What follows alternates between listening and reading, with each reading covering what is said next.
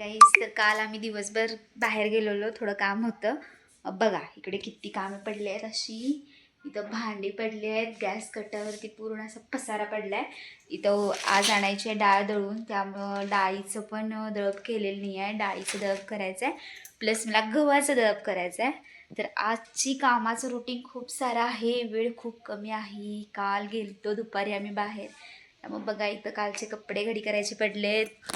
दुपारी गेलो होतो 4 वाजता आणि आलो आम्ही संध्याकाळी 9 वाजता. त्यामुळे सगळंच पडलं. भांडी तेवढे झालते, म्हणजे भांडी तेवढे दुपारचे होते ते सगळे घासले. बाकीची कामं सगळी जिथल्या तिथं पडली आहेत.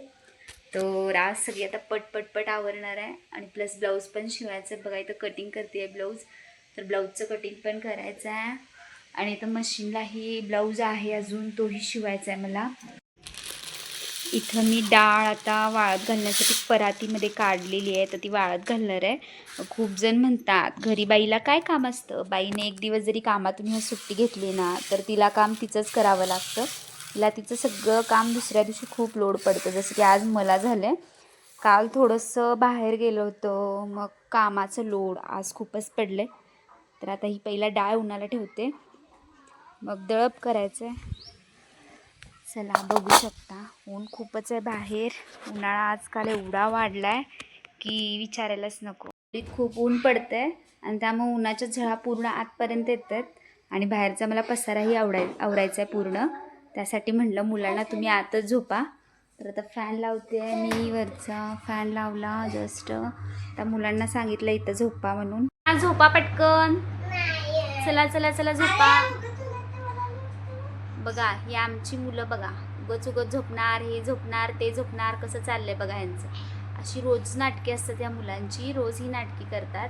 आणि ऊन जरा जास्त पडायला लागले त्यामुळं थोडं गरम होतंय, त्यामुळे झोपायलाही खूप नाटकी करतात बघा आमचा बब्या. त्याला कपडे घाल म्हटलं तरी पण घालत नाही, बनेल चड्डीवरच बसतो तो नुसता. गरमीच खूप वाढली आहे बघा, उकडायला लागले एवढं, म्हणून स्वतःच बाटल्या भरून फ्रीजला ठेवायला आहे. एवढा दिवस मी बाटल्या ठेवत नव्हते फ्रीजला, कारण मुलं सारखी गारच पाणी पितात म्हणून. तर आता हा मी भरे ना, तर हा स्वतः भरून ठेवायला लागला आहे फ्रीजला, गार पाणी पाहिजे म्हणून. जास्त तसं मी गार पाणी मुलांना देतच नाही, पण जर थोडं थोडं मिक्स करून हा पितो पाणी. तर बघा, मम्माने नाही ठेवलं तर स्वतः कामं करायचं चालू आहे इथं. अशी मुलं पाहिजेत बरं का, मम्माचं काम थोडंसं हलकं करणारी. तुमच्याकडे आहेत का अशी छोटी छोटी मुलं ही तुमची? जरा काही तर मम्मा केली नाही तर आपण तर करूया असं म्हणणारी कोण आहेत का? कमेंट करा नक्कीच. करते आहे ब्लाऊजची. खूप सारे ब्लाऊज पेंडिंगला पडले आहेत. गावं इकडं तिकडं फिरणं खूप झालं होतं, त्यामुळे खूप सारे ब्लाऊज पेंडिंगला पडले आहेत. कस्टमरचे शिवून होतात पण आपले तसेच पडतात, माझे आईंचे तसेच राहिलेत ब्लाऊज. त्यामुळं आज म्हटलं थोडे का होईना कटिंग करून ठेवावं ब्लाऊज, म्हणजे एक दिवस असं एक दिवसात एक असा ब्लाऊज काढता येईल. तर कटिंग करते आज. बघू शकता तुम्ही ब्लाऊजची कटिंग तर चालू आहे आज. बघू आता केव्हा काय काय शिवून होतं आहे. रोजच्या असं मुलांचे पेपर वगैरे, आत्ता 10वीचे पेपर चालू असल्यामुळे मुलांची शाळा थोडीशीच आहे, आणि थोडीशी शाळा असली की मुलं लगेच जातात, लगेच शाळा सुटते, लगेच परत घरी येतात. त्यामुळे कोणतंच काम होईनाच झाले. ते घरात असले की त्यांच्याकडे लक्ष द्यायला लागते, बाहेर काय करतात काय नाही करत. थोडंसं लक्ष इकडं तिकडं झालं की लगेच मुलं आपली काहीतरी चालू करतात बाहेर करामत करायचं. त्यामुळे मुलांकडेही लक्ष द्यावं. खूप जण म्हणतात घरी असतात बायका, त्यांना काय काम असतं, काय काम असतं ते बाई झाल्याशिवाय कळत नाही. बाई काय इतकं काम असतं ना, ते काम करता करता दिवस बाईचा कसा संपून जातो ना तेही कळत नसतं. खूप जण म्हणतात घरी तर असतेस, काय काम असतं तुला, काय काम असतं ना. एक दिवस कामावरून जर आपण सुट्टी घेतली तर कळतं की घरी बसून काय काम असतं. जिथली कामं तिथल्या तिथंच पडतील अगदी. खरं आपण तसं करत नाही ना. आपण एक दिवस सुट्टी घेतली तर आपल्याला माहीत असतं ते काम आपल्यालाच करायचं आहे, त्यामुळे आपण काय करतो, सुट्टी अजिबातच घेत नाही. पटपट आपली कामं आवरतो आपण. तर आज तीच कामं माझी सगळी पेंडिंग पडली आहेत. पेंडिंग हा विषय डोक्यातून जाईनाच झाला आहे.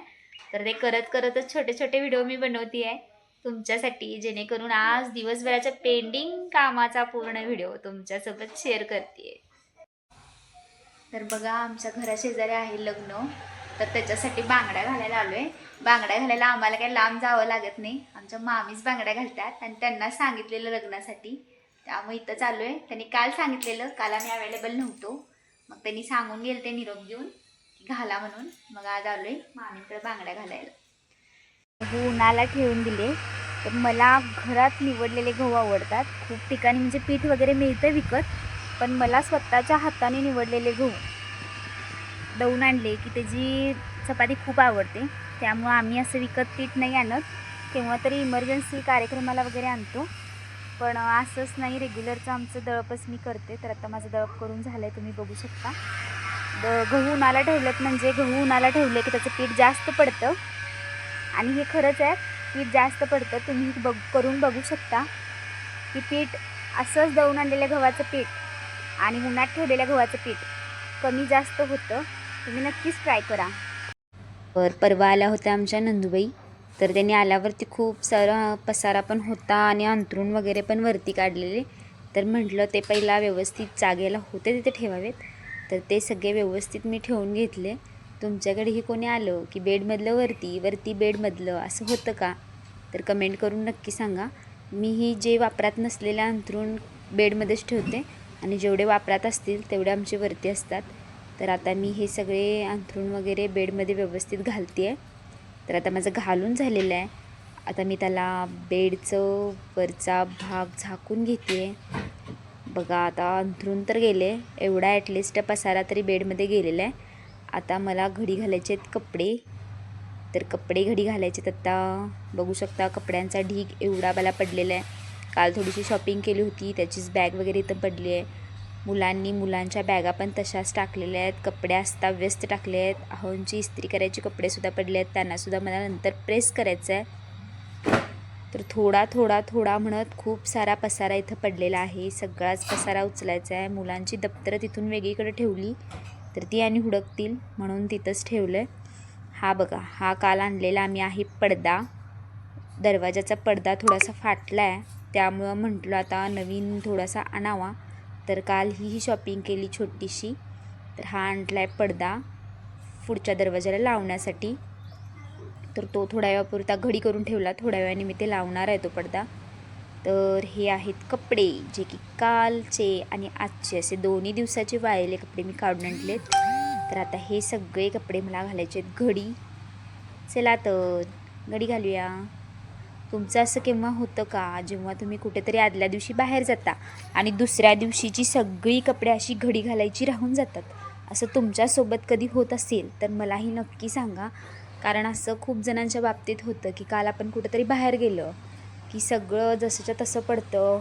एकतर ते काम करून जावं लागतं, नाहीतर एक आल्यावरती ते काम करावं लागतं, असं खूप वेळा होतं. त्यामुळे मी जेव्हा माझ्याकडे वेळ असेल तेव्हा मी सगळी कामे आवरूनच जाते, पण ज्यावेळी माझ्याकडे खरंच वेळ नसेल त्यावेळी काय पर्याय नसतो, त्यामुळे असा पसारा दिसतो. चला, मुलं तर झोपली फायनली. दुपारची वेळ आहे, खूप गरम होतं आहे. उठल्यावरती बघा हा आमचा स्वर्ण माईनमुळ्याची साल काढतो आहे. तुम्ही म्हणाल ही सारखीच लोणचे घालते, तर सारखं नाही, आमच्यामध्ये ताजं लोणचं आवडतं. संध्याकाळच्या जेवणाला मस्त थंड अशी कोशिंबीर, गाजर वगैरे सगळं खिसून वगैरे ठेवलेलं फ्रीजला. तर बघा, संध्याकाळी बाबा घरी आले की असं बाबांचं काहीतरी मुलांना शिकवण्याचं काम का चालू असतं, तुम्ही बघू शकता इथे.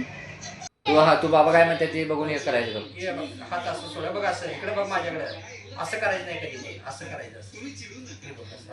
चल, चल. हात कुठं बघ, गुडघ्यावर बघ हात. हे बघ कसं आहे हात.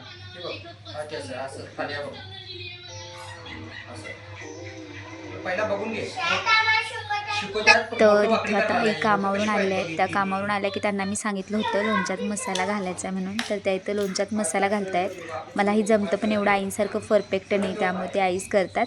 तर आजच्या संध्याकाळच्या जेवणात मला बनवायचे होते मटार, पालक आणि मेथीचे पराठे टाईप पुऱ्या, तर त्या बनवल्यात आणि आता सगळे आम्ही बसलो जेवायला. तर आजचा ब्लॉग कसा वाटला कमेंट करून नक्की सांगा, आणि असेच ब्लॉग पाहण्यासाठी दिव्यानी सूर्यवंशी या चॅनलला नक्की सबस्क्राईब करा. भेटू पुढच्या ब्लॉगमध्ये.